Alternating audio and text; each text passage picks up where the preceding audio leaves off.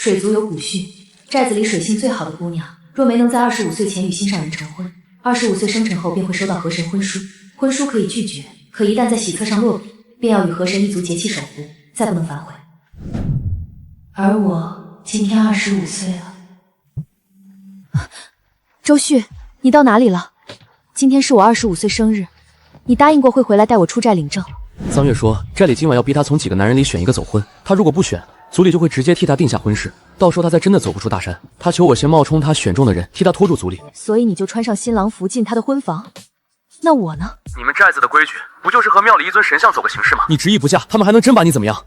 可桑月今晚要是选不出走婚对象，族里就会直接替他定下婚事。他让我先冒充他选中的人，替他拖住族里，再找机会带他离开。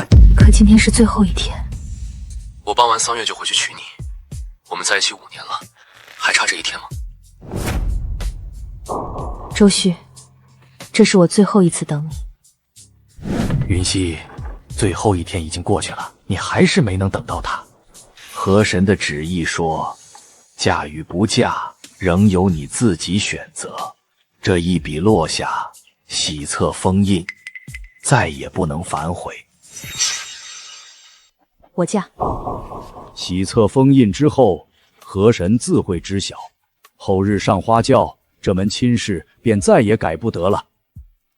我知道。你等了周旭5年，换做真心想娶你的人，早就娶了。不等了。云溪，我们天一亮就赶回来了。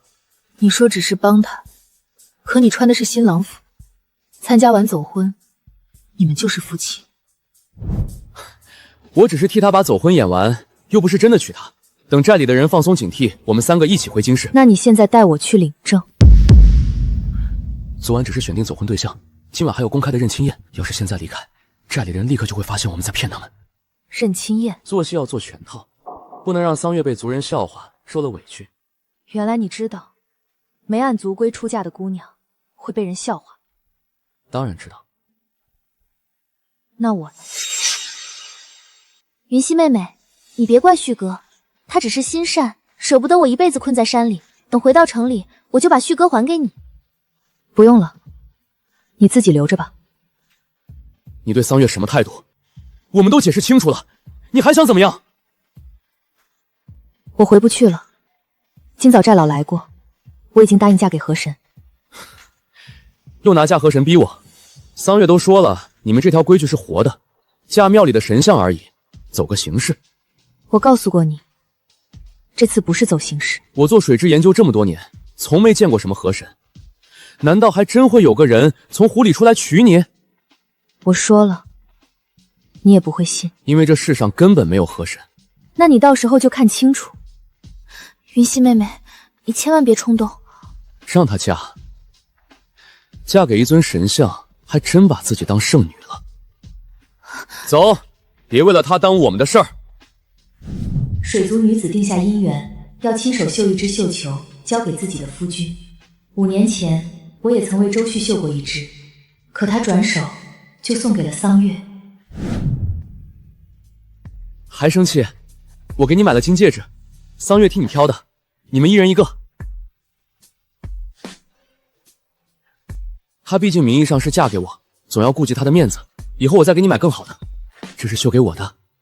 不是。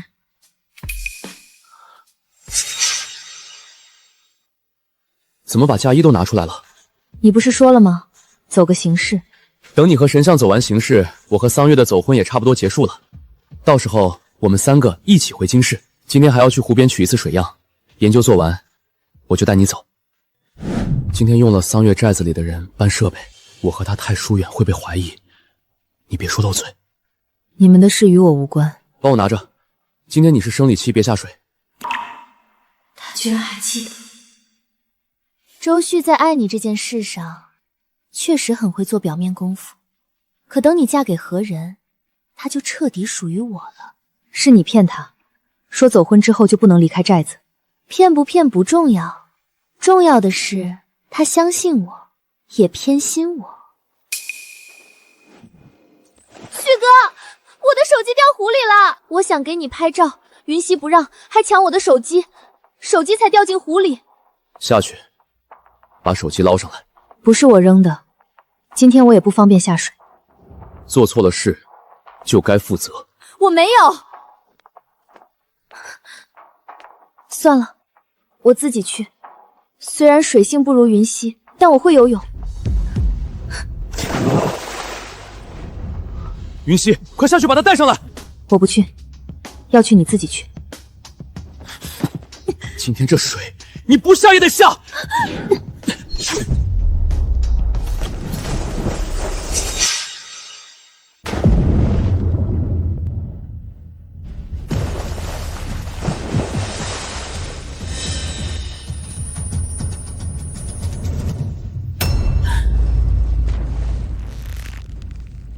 他明明记得我的生理期，可真正到了湖里，他连回头看我一眼都没有。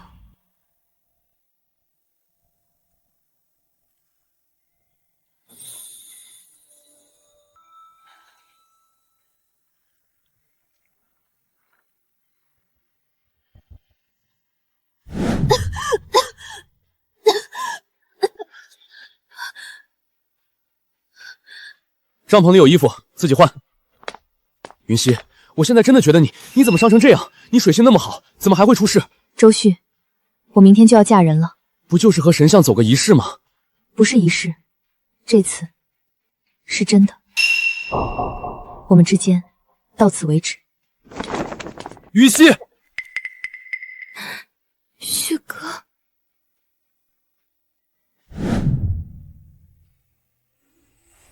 是你救了我吗？云溪，花轿到了。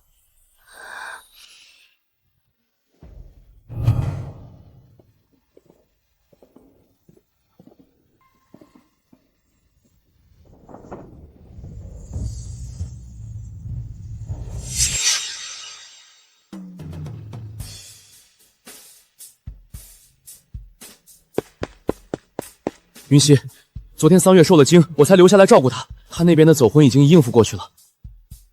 等你今天和神像走完仪式，明天我就带你回京师领证。这次我说到做到。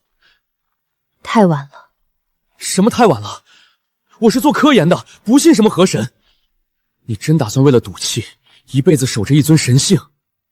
吉时已到，恭迎河神迎娶新娘。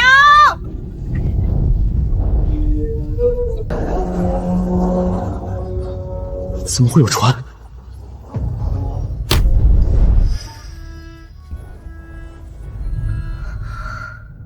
这是代曲，你不是应该去河神庙和神像完成仪式吗？谁告诉你？谁告诉你，我们寨子的河神是一尊神像？夫人，我来接你。夫人，我来接你回家。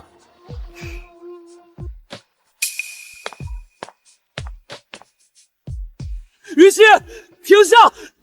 云溪，你别去，我马上娶你，立刻就娶！我们现在就回京师领证。你回去吧，我已经说过，我是自愿嫁的。周教授，别耽误河神新娘的吉时。什么河神？不过是弄虚作假，抢别人的妻子。这位先生何出此言？又哪里来的抢夺别人妻子？云溪是我的女朋友，我们早就说好要一起离开水寨领证。是吗？可我怎么听说你的新婚妻子是隔壁寨的桑月姑娘？你说云溪是你的女朋友，可这世上哪有男人当着女朋友的面和另一个姑娘参加走婚举行新婚仪式？我和桑月是假的，我只是想帮她离开大山。她要离开大山，为什么需要你帮？桑月说她到了年龄就必须走婚，一旦走婚，这辈子都不能离开寨子。胡说，这里向来婚嫁自由，从没有不能离寨的规矩。你若不信，可以问问在场的族人。我们寨子的年轻人想去哪里都可以，从来没有走婚以后不能离寨的说法。不可能，桑月明明告诉我，他骗了你。那云溪呢？她25岁前不嫁人，就要嫁给河神，这难道不是强迫吗？古训只是由河神一族向水性最好的姑娘送上婚书，象征两族共同守护。婚书可以拒绝，只有女方自愿在喜册上落笔，这门婚约才会生效。云溪落笔之前，我问过他，他亲口说他愿意嫁。云溪，为什么？因为我不爱你了。我等了你5年，已经等够了。可是我爱你，你回来，我们重新开始，我会用余生补偿你。你不爱我，或者说，你根本没有那么爱我。昨天桑月为了证明你偏心他，亲手把手机扔进湖里，再诬陷是我做的。可你没有问我一句，就把我推进了湖里。我的脚被暗流卷进石缝，怎么都拔不出来。我拼命向你求救，可你从始至终都没有回头。若不是他救了我，你今天参加的就不是我的婚礼，而是我的葬礼。开船吧。云溪，你回来！所有过往的执念，都在这一刻彻底清理。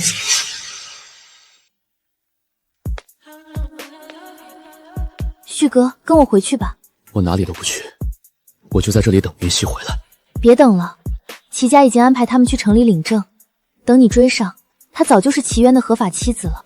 你为什么骗我？为什么要诬陷云溪？要不是你，她根本不会嫁给别人。因为我喜欢你，我也想和你在一起。我爱的是云溪，我和你之间从头到尾都是假的。假的？云溪25岁生日，你抛下她来陪我走婚，难道不是因为舍不得我嫁给别人？我给她挑最小的戒指，给自己挑镶钻的，你也纵容我。我跳进湖里，你逼她下来救我，到了水下，你眼里也只有我。你这样偏心我，敢说自己对我一点感情都没有吗？或许我的目光曾经偏离过，但我现在才知道，我心里只有云溪。我要去找她，无论用什么办法，我都要她回来。你别走，我到底哪里不如她？你哪里都不如她，你连她一根头发都比不上。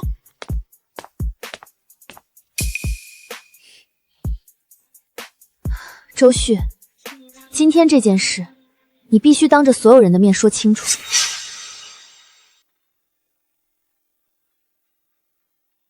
夫人这么着急领证，是怕我反悔吗？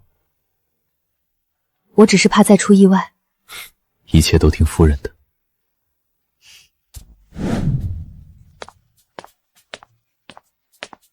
是不是买的太多了？不多，夫人喜欢就好。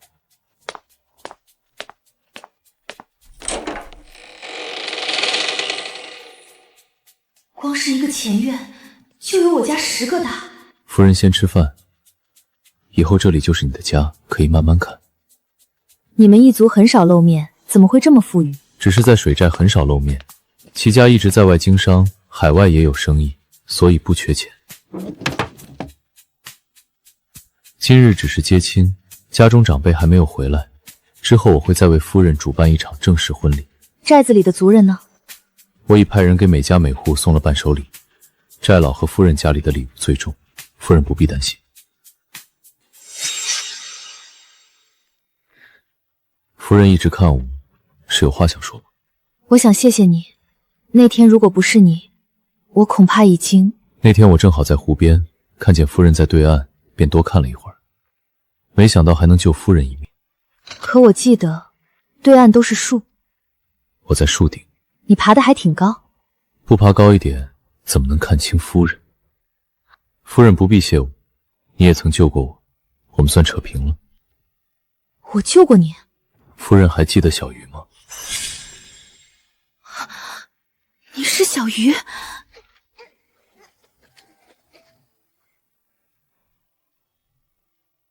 可小鱼明明是女孩。你见我留着长发，又比你矮，非要喊我妹妹。我那时候不知道怎么反驳，只能由着你。那你后来为什么突然不见了？我偷跑出去和你玩，被族中长辈发现，从此被严加看管。等我能够独掌河神之位，再去找你时，你已经离开水寨读书了。那你为什么没有去城里找我？我去过，可那时你身边已经有周旭。我不愿拿一纸婚书逼你回头，只能等你自己做出选择。云溪，我等了你10年。万幸，我终于等到了。原来在我等周旭的那些年里，也有一个人一直在等我。到了机场，我给你介绍我家人。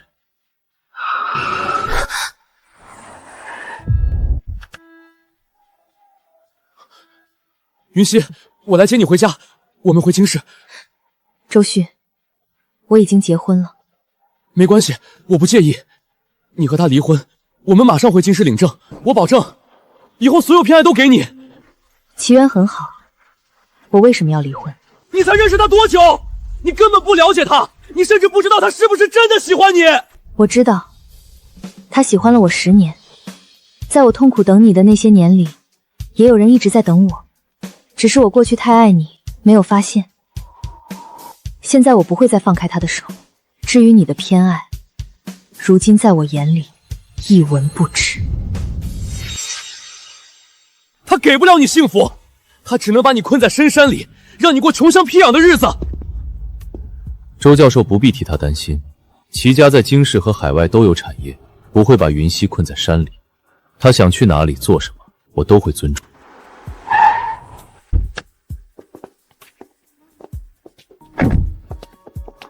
安全送周教授回去。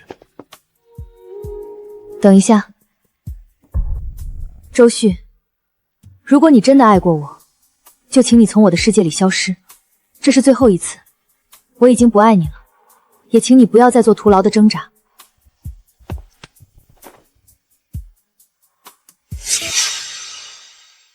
你就这么走了？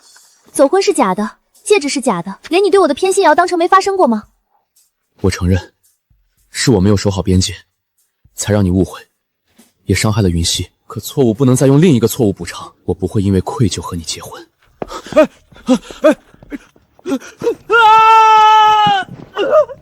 右腿骨折，需要尽快送往城里手术。车已经安排好了，医院也联系过，你们之间的事由你们自己决定，没人有权逼谁结婚。你为什么帮我？不是为了你，云溪不希望任何人再因为这场闹剧受伤。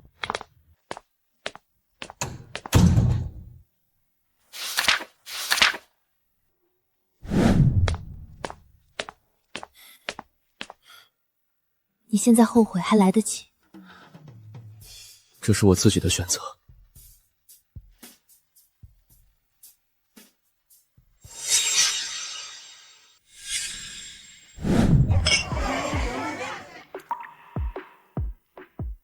云溪，好久不见。好久不见。这2年你过得好吗？挺好的。桑月没有和你一起来吗？他跟我到京市后，我们还是没能过好。后来他遇到了别人，我们就离婚了。他离开时说，他喜欢的是那个能带他走出寨子的我，那不是爱，只是我们都把执念当成了感情。云溪，这些年我一直在想你。周旭，我们之间早就结束了。我的丈夫对我很好，我也过得很幸福，而且我们已经有了孩子。齐源曾经帮过你，你应该心怀感激，而不是继续打扰我们的生活。云溪，云溪，这是你老公吗？是啊。也太帅了，长发好有个性。吃饱了吗？没有，还想再吃一顿火锅。还能吃得下？你的孩子想吃。好，你们想吃什么都可以。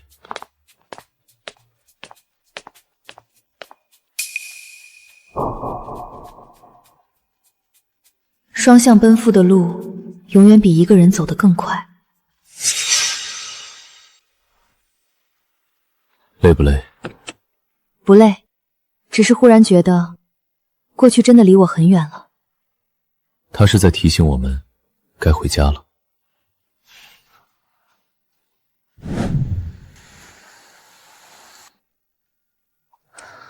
近来没有大旱，湖水却一天比一天低，足里只当是季节变化。不是季节变化，水里多了一股铁锈味。我让人取样，再查地下水位，只看湖面，找不到真正的原因。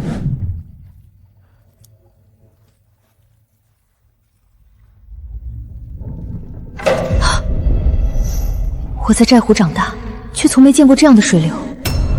有人在抽走寨湖的水。旧图上没有这条管线，新图上也没有，说明修建它的人从一开始就没打算留下记录。河神一族守湖多年，谁敢在眼皮底下修这种东西？敢做，不代表没人帮他遮掩。今晚先到这里。我只是怀孕，不是瓷娃娃。我知道，所以茶图归你，下湖归我。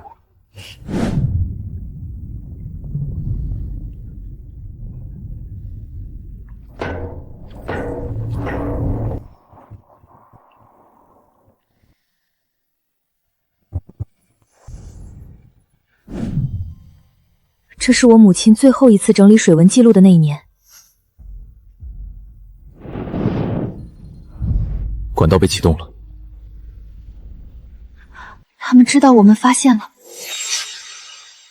18年前，北岸确实有过一项云水工程，但族中档案记载，它还没建就被永久封停了。没有建成的工程不会在18年后继续抽水，也可能是设备老化，意外启动。意外不会挑在我们发现管道的当晚发生。查可以，但证据齐全之前，不要先把族里的人当罪人。我查的是水脉，不是某一个姓氏，谁动过它，证据会说话。我们所有工程手续齐全，从未进入寨湖保护线。地下管道穿过了保护线，旧管道不是我们修的，但它是在你们打下第6口勘察井后重新运行的。河神夫人已有5个月身孕，还亲自查这些，不怕伤到孩子。我只向族中长辈报备过孕期，从未对外说过月份。沈总的消息倒是很准。他比他母亲难对付，那就别让他找到旧水文石。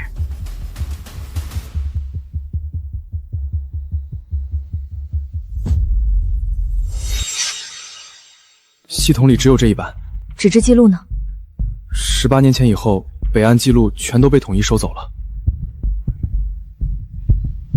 北岸的旧记录是谁收走的？当年工程出了事故，长老会决定封存。封存在哪里？我不知道。叔父，你不是不知道，你是不愿意说。有些真相揭开以后，伤到的不只是一个人。可继续隐瞒，伤到的是整个寨湖。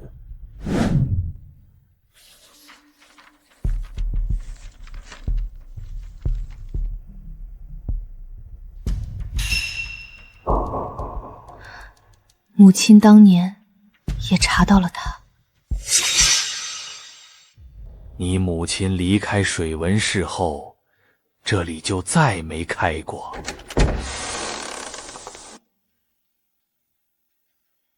原来母亲曾站在和我一样的位置，看见同一片湖慢慢失去水。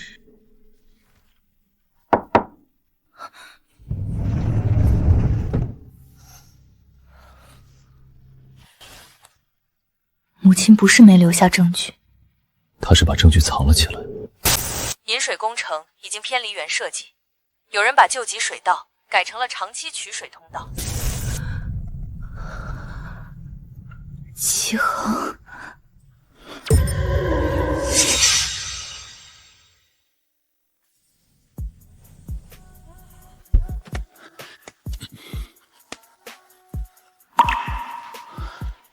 研究所收到匿名举报，要求对寨湖进行第三方检测。我是项目组成员。既然是工作，就按工作流程来。好。检测区域已经清出来了，需要什么可以直接告诉我。水里的矿物比例没有自然变化，却出现了深层岩层中的金属离子，说明湖水正在和北山地下水库交换。不是湖水自己流过去，是有人强行打通了水层。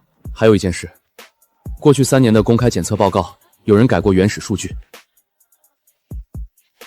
我以前做错过很多事，这次不会要求你原谅，也不会打扰你的生活，我只负责把证据查清。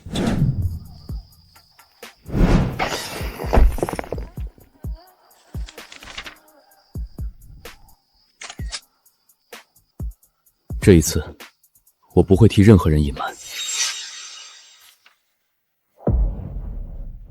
旧工程的入口不在湖底，在泵棒下面。地下金属原子浓度还在上升，再拖下去，湖底生态会先出问题。今晚进去，你留在外面看水脉图，不是把你排除在外。里面情况不明，我需要你在外面替我们判断方向。每10分钟报一次位置，少一次，我就立刻叫人封锁北岸。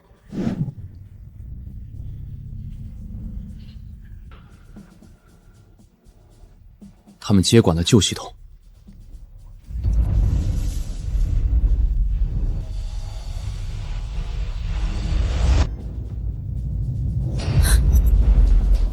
夫人，里面没回应了。不是他们出事了才停电，是有人等他们进去后才启动真正的抽水系统。主电源被切断，自动阀门却还在运行。他用的不是地面电源。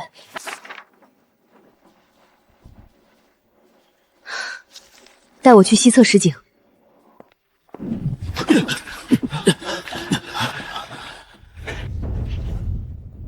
门后不是出口，是地下水库。一旦完全打开，寨湖的水会被全部引进去。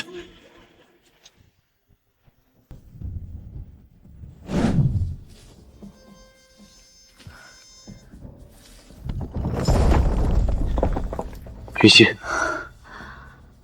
我在，水门只是暂时停住，你们尽快出来。别再动了，第3根铁链只能暂停水门，继续拉错一根，整个地下水库都会失控。你果然知道这里。18年前，这条水道原本是为了在大旱时储水救寨，后来有人发现北山地下水可以卖给外面的矿场和度假区。是谁改了工程？我的父亲，还有沈潇的父亲。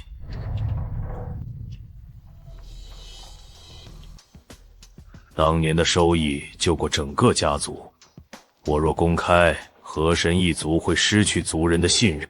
所以你就眼看着他们重新抽水？我以为只要控制用量，就不会伤到寨湖。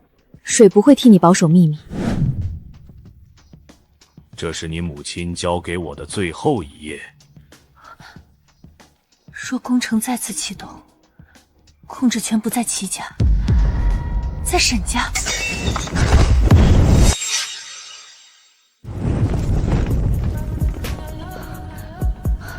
立刻切断整座府府电源。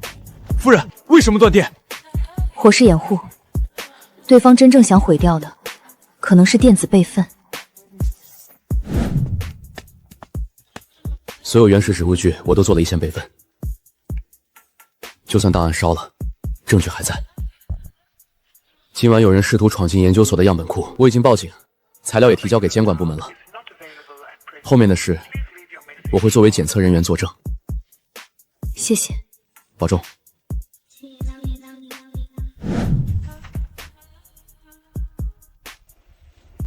沈家只是执行者，每逢祭湖，真正的总闸会短暂开启。明天就是祭湖日。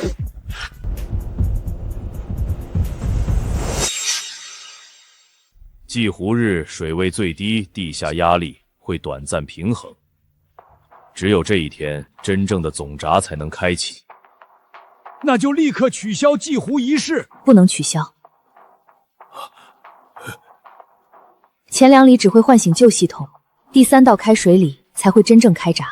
水文员已经接入监测，我们让前2里照常进行，才能锁定是谁在操控总闸。可以继续，但云溪不登机船。我留在岸上调度，你也不能离开我的视线。好。祭湖仪式传承100年，从未因任何事情中断。今日只完成前2里，第3道开水里暂停。河神夫人刚接触族物，就要整改祖定。祖定是为了守湖，不是给暗中的人开门。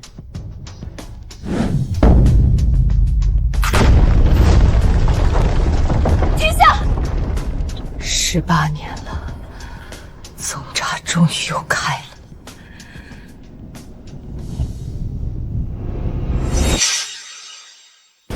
开水里一旦开始，强行中断会让水压失衡，出了事你负得起责任吗？真正该负责的是把祭礼改成开闸程序的人。所有族人后退，封锁祭台。这不是祭词，是母亲留下的关闸顺序。她早知道有人会利用祭胡日。若我失踪，不要只查修渠之人，手印之人才是最危险的人。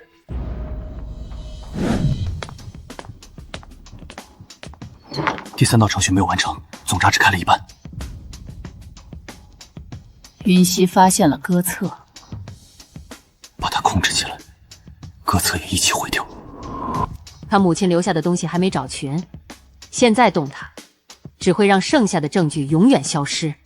可他继续查下去，我们谁也拿不到北山的水。18年前，我母亲发现祭胡印可以启动总闸。她失踪后，祭胡印一直由您保管。所以，你凭旧字和一场火就要审问我？我没有审问您，我只要求在调查结束前封存祭胡印，并核查河神府外网权限。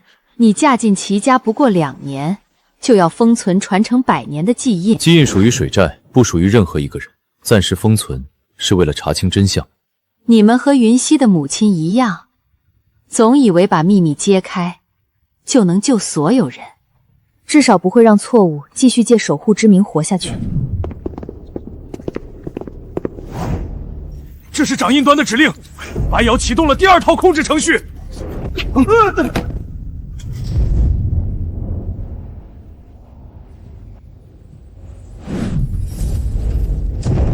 你把齐渊关在哪里？你既然相信真相能解决一切，就先看看他能不能救他。等总闸完全打开，他救得了自己，未必救得了整座寨湖。夫人，你不能下湖，你现在不是一个人。我知道，所以我不会冒险跳进水里。祭台、石井、水鸭塘，我去走母亲留下的干井通道。齐衡，你跟我去。你还信我？我不信你，但你欠寨湖一次补救，也欠齐渊一个交代。左边通往总闸，右边通往水压舱。都不对。母亲的歌谣里说，无牲处才有归路。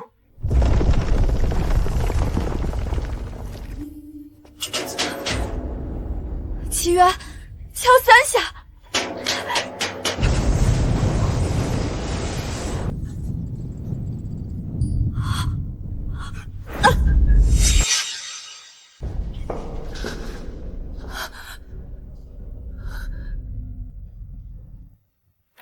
云溪，当你听到这些话时，我可能已经回不去了。白瑶将祭胡印交给沈家，齐衡的父亲改了水道，我想关掉总闸，却被困在地下。不是母亲不要你，是母亲必须先把水留给寨子。这些年，我一直以为他选择了离开，原来他也曾拼命想回到我身边。总闸没有必须牺牲一个人的规矩，只要同时转动回水轮与泄压轮，被困的人就能出来。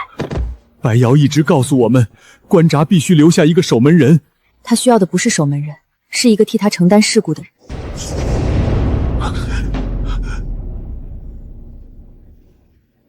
你母亲就是太相信这些旧记录，才没能走出去。是你把他困在这里。他若肯交出证据，本来可以活着。把歌册和剩下的记录交出来，我就开门。别像他一样，把命也赔进去。是我害了你母亲，当年她把证据交给我，我却因为害怕，转身告诉了白瑶。忏悔流到出去以后，水停的时候一起转。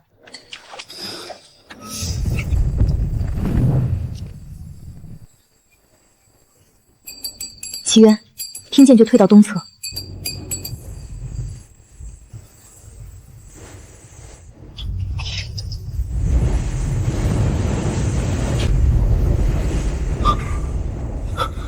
你有没有受伤？我和孩子都没事。既然你们不肯开闸，那就让整座山体我开。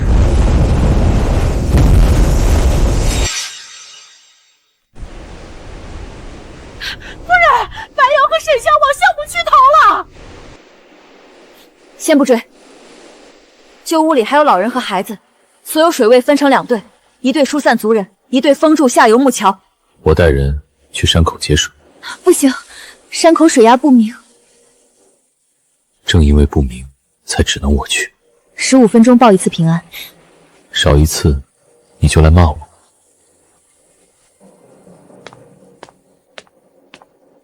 封锁项目区，拦住白瑶。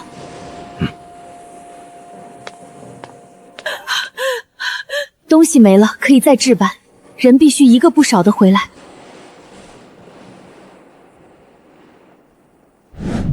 让开！你以为现在认错，族人就会原谅你？他们可以不原谅我，但我不能再替你开第2次门。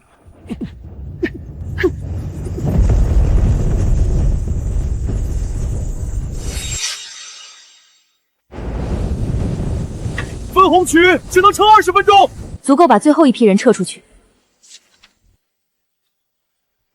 勇敢不是不顾一切冲上去，而是知道自己此刻最该守住什么。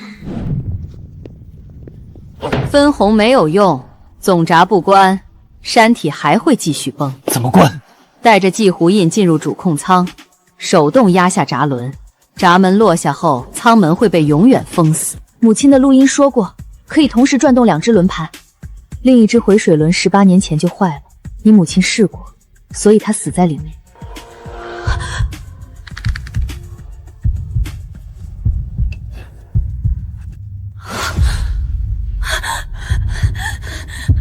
祈愿，你答应过不会替我做决定。我也答应过，会护你们母子平安。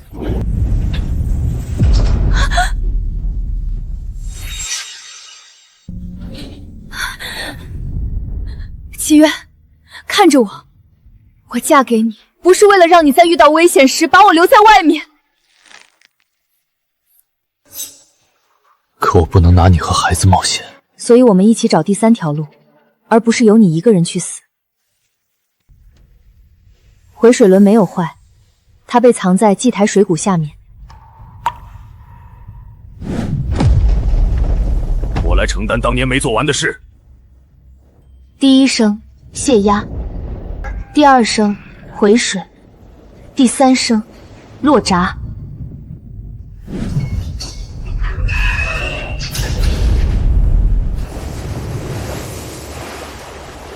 祈愿，回答我。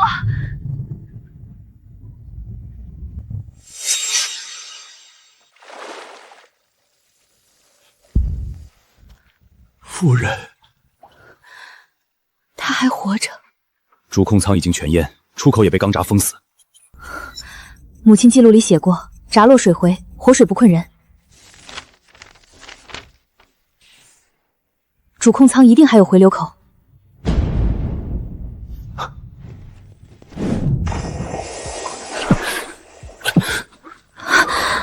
夫人这次没有骂我。等你能站起来，我慢慢骂。寨湖的水没有回来，被抽走的水全积在北山地下。紧急预警，北山地质结构已达临界点。开山环湖，这是最早的回水渠，当年工程改造后，白瑶让人用混凝土把它封死了。只要重新打通，地下水就能回到寨湖，但距离山体爆裂只剩56分钟。我带水卫去找入口。你刚从回流口出来，我也怀着孩子，我们都留在指挥台。齐恒带人进入矿道，你辨认水声，我看母亲的地图。我们一起给他们指路。夫人的安排，我听。左边通往沈家的控制室，右边没有施工记录。走右边，石壁上有我母亲留下的水纹。右侧墙后的水声更重，回水渠就在那边。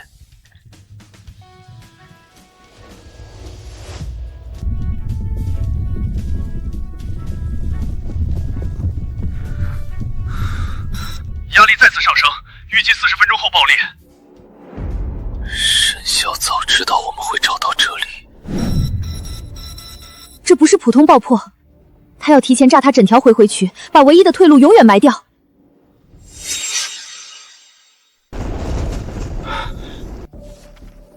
线路不通向风口，是连接山顶控制塔。沈萧在远程制造塌方。控制塔还有一条维修索道，只有参与过旧工程的人知道入口。带上摄像头和定位器，不要单独行动。叔父，关掉装置就回来，别再替任何人承担秘密。这一次，我会回来交代清楚。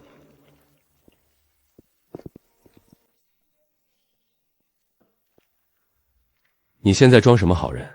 没有那些钱，齐家能有今天？正因为我收过好处，才更应该亲手停下。怎么回事？祭湖印只能开水门，真正的工程权限在齐家旧印里。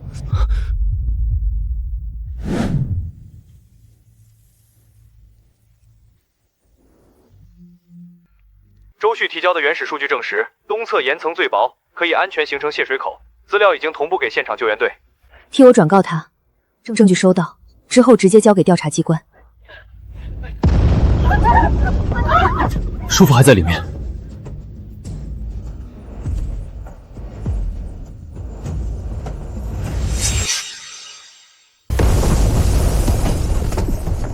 你已经替齐家背了18年秘密。以前我怕失去位置和尊重，靠谎言守住的不属于我。让开！地下水库一爆，所有证据都会被埋掉，你们也活不了。所以这些证据更不能跟你一起消失。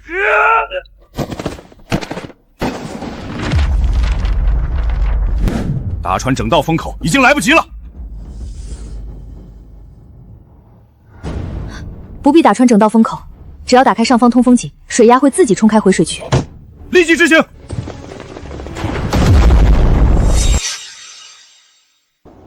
破障启动后，水流会在几10秒内冲入寨湖，任何人都不能靠近回水渠。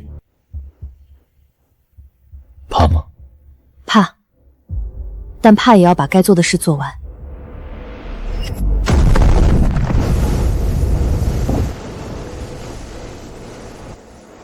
不是神迹，是有人替我们找回了被夺走的水。湖回来了吗？回来了。云溪，孩子，只是受到惊吓引起的短暂宫缩，孩子很稳定，接下来必须好好休息。我都说没事了。你刚才脸色发白，是谁从湖底出来时脸比我还白？这一次不许你守在门外，坐这儿陪我。我哪里也不去。我所做的一切，都是为了让河神一族强盛。你守住的不是家族，是你自己的权利。所有命令都是他下的，云溪母亲出事也和他有关。回水渠打开后，水位在旧控制室里发现了这个。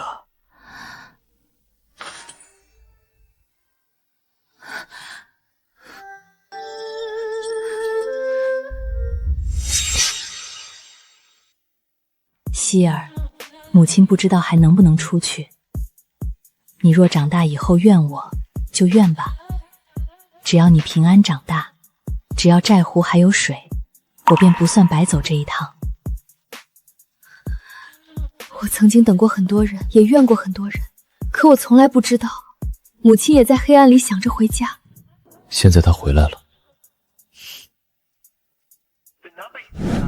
他不是失踪，也不是抛下家人离开，他是第一位发现水脉被盗并试图关闭总闸的人。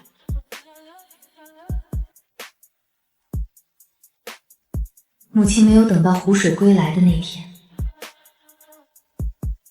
但她留下的勇气，会陪我们继续走下去。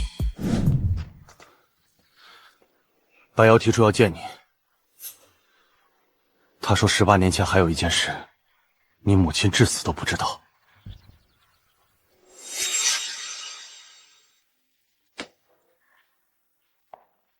你母亲不是为了债壶死的，她最后也想过带着证据离开，想活着回到女儿身边，不会让她的守护变得不纯粹。你以为只要证明她害怕过、动摇过，就能证明你们一样？可她害怕以后仍选择关闸，你害怕失去权力，却选择让错误继续18年。封路水渠，别让他离开。关掉。有关非法取水、造火破坏水域、纵火和妨碍调查的证据已经固定。祭壶印已经成为罪证，但祭壶仪式是组织，是否仍要保留？纪念可以保留，开闸的权利必须废除。那以后由谁掌管寨湖？不再由某一个人掌管。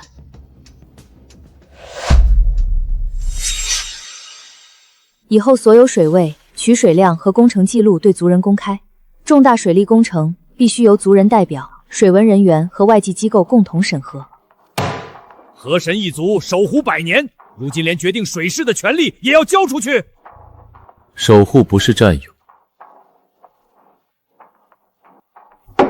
水不属于齐家，也不属于任何人。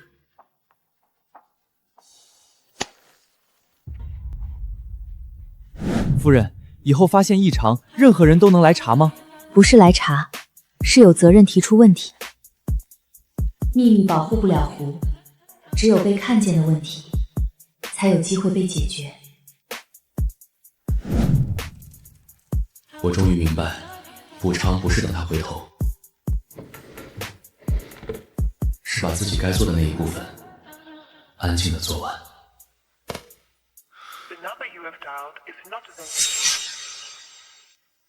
18年前，我隐瞒证据；18年后，我又试图阻止调查。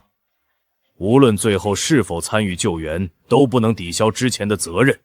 可你最后救了寨子，救人是我应该做的，认错也是。赎罪不是做一件好事就要求所有人忘记从前，是从承认错误开始，一直承担到该承担的最后一天。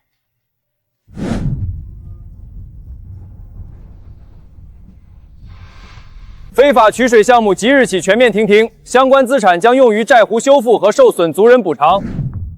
事情终于结束了，追责结束了，守湖才刚开始。还有一件更重要的事。什么？他好像等不及要早点见你。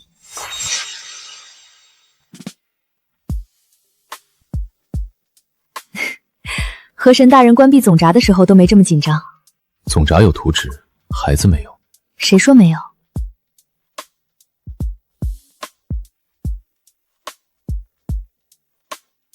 第一条，父亲过度紧张。第2条，母亲总爱取笑父亲。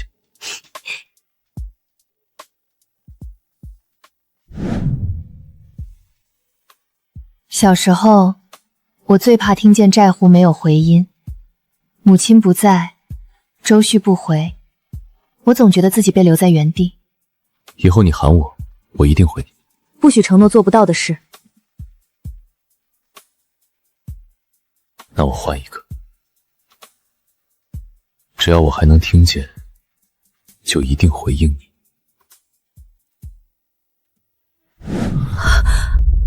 这次好像真的要来了。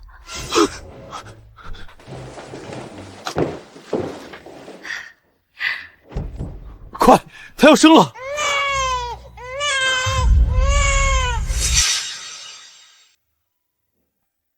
母子平安。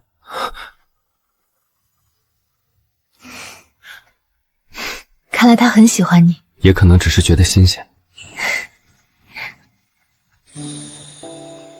按照旧规，河神后代出生要接受全族朝拜。旧规到此为止。他不是天生的主人，只是寨湖未来的一名守护者。名字想好了吗？齐兰，愿他心中有湖，也有波澜壮阔的天地。齐兰，回家了。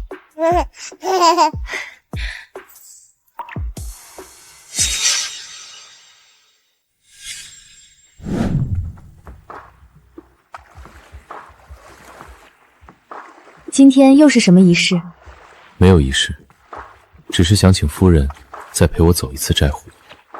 以前你引我回家，身后全是聘礼，现在也是。这些也是聘礼。一片能长久清澈的湖，算不算？算。但这份聘礼也有我的一半。当然。云溪，我在。看呼吸！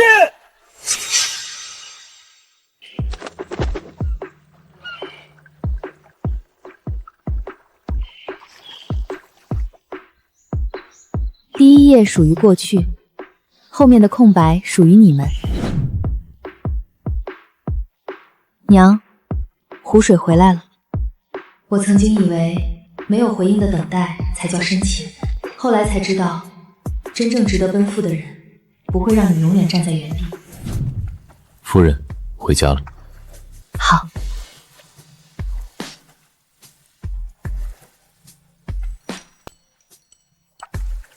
寨湖不再无回声，枯水终于有归期，而我也终于明白，归人从来不是等来的，是放下错路以后，与真正爱你的人一起走回家。